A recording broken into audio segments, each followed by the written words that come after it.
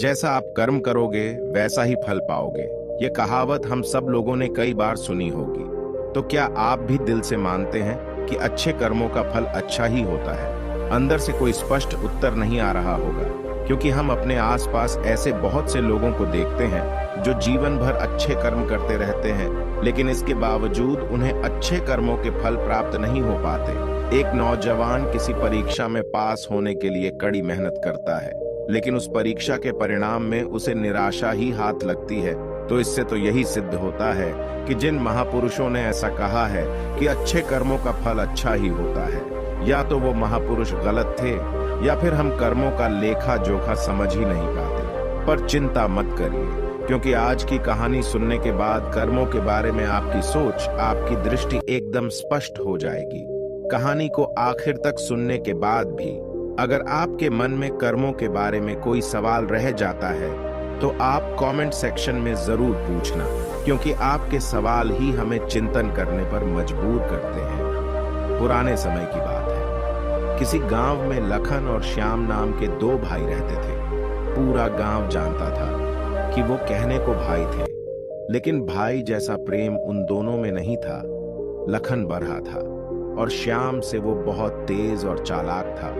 उसने श्याम के हिस्से में आने वाली खेती बाड़ी की जमीन भी खुद हड़प ली थी। इसीलिए श्याम के परिवार को बड़े ही कष्ट के दिन झेलने पड़ रहे थे। श्याम की पत्नी अक्सर बीमार रहा करती थी और श्याम के पास उसके इलाज तक के पैसे नहीं थे। लेकिन अपने भाई से विपरीत श्याम बड़े ही शीतल स्वभाव का इंसान था। उसने कभी किसी के साथ बुरा नहीं करता था, लेकिन उसके मन में अक्सर यह सवाल उठा करता था कि मैं किसी का बुरा नहीं करता, किसी के बारे में बुरा सोचता तक नहीं हूं, तो मेरे साथ ऐसा क्यों होता है? क्यों मेरी पत्नी हमेशा बीमार रहती है? क्यों मेरे पास इतना धन नहीं है कि मैं अपना जीवन अच्छे से चला सकूं? क्यों मुझे मेरे कर्मों का फल नहीं मिलता है?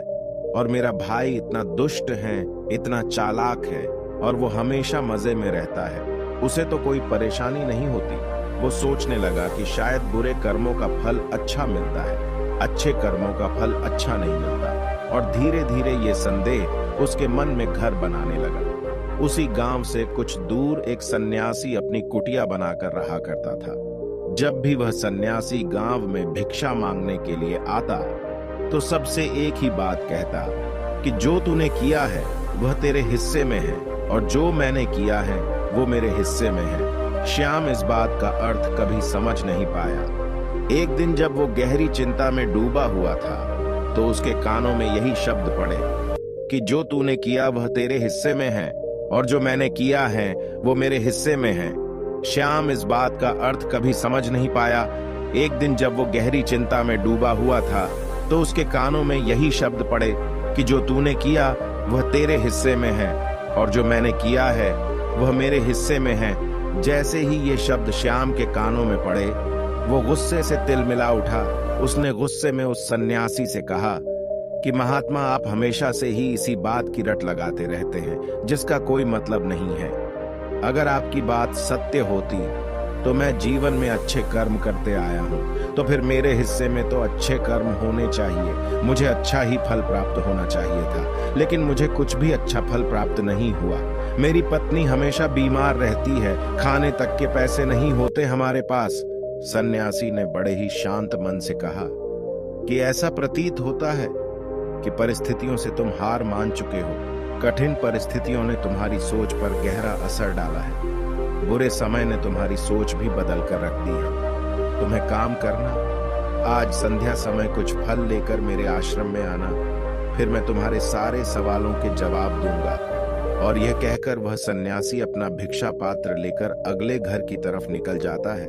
संध्या समय श्याम ने कुछ फल खरीदे और गांव से दूर उस सन्यासी की कुटिया की तरफ निकल पड़ा। जैसे जैसे वह रास्ते पर आगे बढ़ रहा था उसे अथाह शांति का अनुभव हो रहा था, क्योंकि रास्ता गांव से दूर था, इसीलिए उसमें कोई हलचल नहीं थी।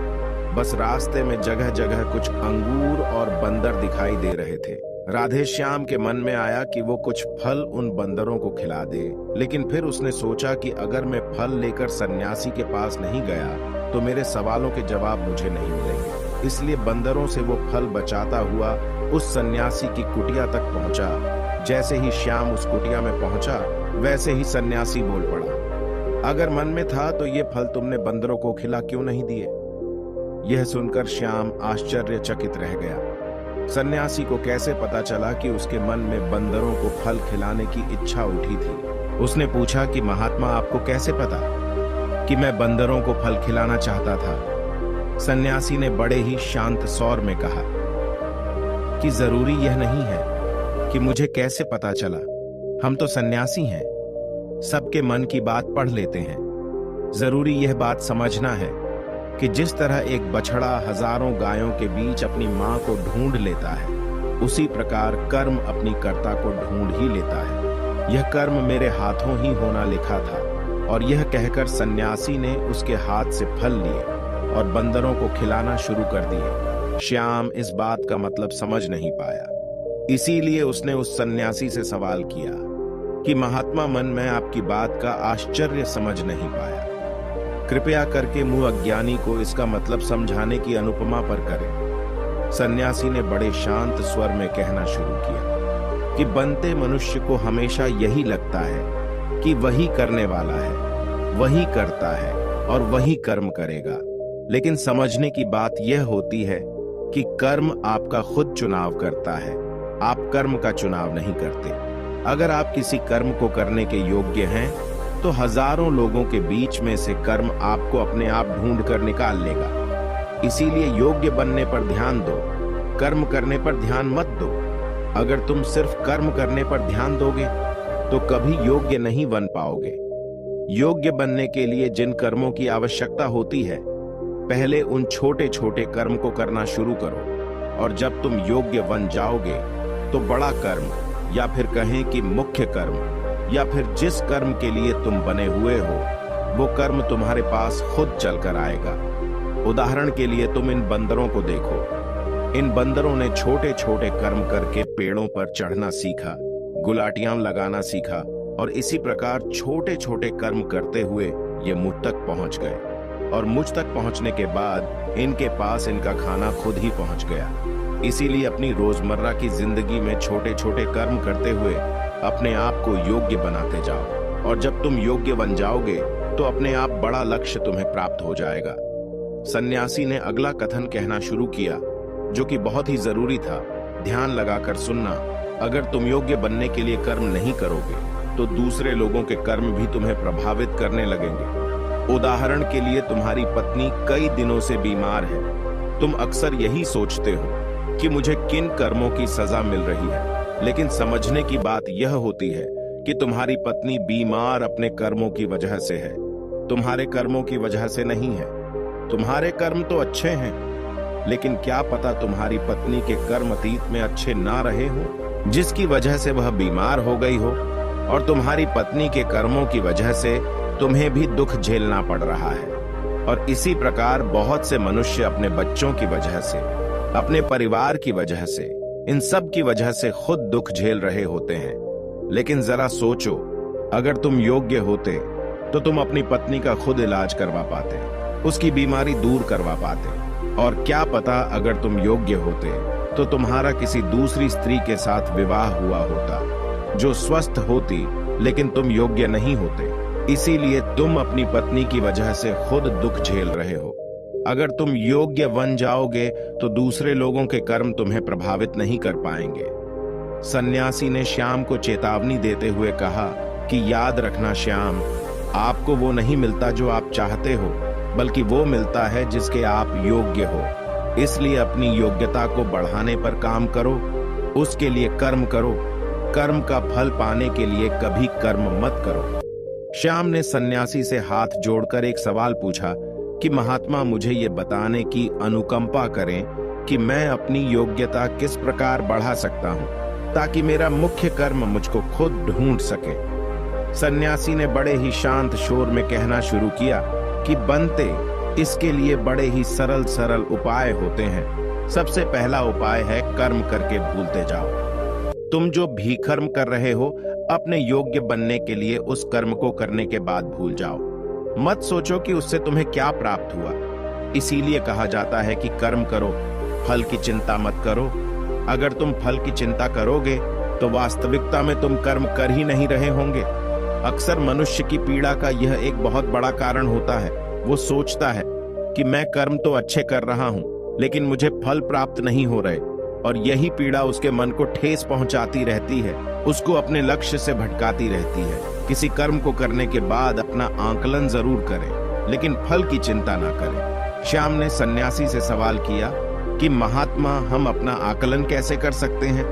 सन्यासी ने उत्तर दिया कि बनते, जब भी तुम कोई काम पूरा करते हो तो काम पूरा करने के बाद खुद से यह सवाल पूछो कि क्या इस काम को करते समय तुम्हारा ध्यान इसी काम पर टिका हुआ था या तुम्हारा ध्यान कहीं और भटक रहा था। इस तरह तुम खुद का आकलन कर पाओगे कि तुम कितने ध्यान के साथ उस काम को कर रहे थे, और जितने ध्यान से तुम किसी कर्म को करोगे उतनी ही तुम्हारी योग्यता बढ़ती जाएगी। और अगर तुम यूं ही बस पूरा करने के लिए किसी कर्म को करते रहोगे तो उस कर्म से तुम कभी भी योग्य नहीं बन पाओगे। वो कर्म तो पूरा हो जाएगा, लेकिन उसका फल तुम्हें प्राप्त नहीं होगा। इसीलिए अपना आकलन इस प्रकार करो कि तुम्हारा ध्यान वहां पर टिका हुआ था या नहीं, या तुम्हारे विचार तुम्हें कहीं भटका ले गए थे, और कोशिश करो कि तुम्हारे विचार अगली बार जब तुम यह कर्म करो तो उसी कर्म पर टिके रहे, इधर उधर दूसरी बातों में भटके ना। श्याम ने इस पर एक सवाल पूछा कि महात्मा, जब भी हम कोई कर्म करते हैं तो हमारा मन विचारों से ग्रस्त हो जाता है, वह तरह तरह की बातें सोचने लगता है, तो हम किस तरह अपने मन को एक ही कर्म पर टिका कर रख सकते हैं?